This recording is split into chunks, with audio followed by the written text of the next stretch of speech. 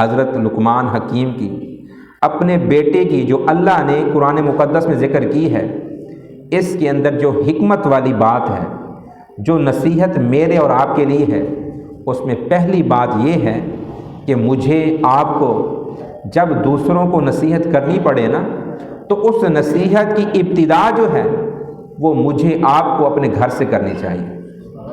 ایسا نہ ہو کہ ہم دوسروں کو نصیحت کرتے رہیں اور خود میاں فصیحت بنے ہوئے ہوں۔ ہم دوسروں کو تو واعظ و نصیحت، گشت کے ذریعے، تبلیغ کے ذریعے، اللہ کے دین کے لیے، کلمے کے لیے بلاتے رہیں، لیکن گھر ہمیں کوئی کچھ سمجھتا نہ ہو، ہماری بات بے اثر ہو، تو ہم قرآنی اسلوب کے مطابق تبلیغ نہیں کر رہے۔ میرا اور آپ کا عمل وہ اللہ والا نہیں ہے۔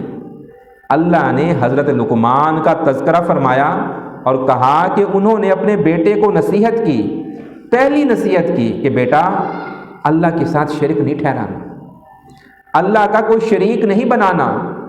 تو اس کے اندر لطیف نقطہ یہ ہے، میں اگر آپ کو ہفتہ وار آ کر یہاں نصیحت کرتا ہوں تو میرے گھر والے بھی اس نصیحت کے متحمل ہونے چاہیے۔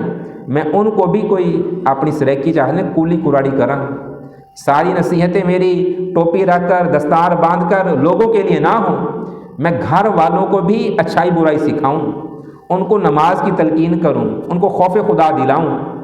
اللہ پاک نے قرآن مقدس میں ارشاد فرمایا ہے، انذر عشیرتک الاقربین، سب سے پہلے اپنے قریبی رشتہ داروں کو اللہ کا خوف دلاؤ، سب سے پہلے اپنے کنبے کے قریبی افراد کو اللہ کا ڈر سناؤ، اللہ کا ڈر دلاؤ، اللہ کے دین کی دعوت دو۔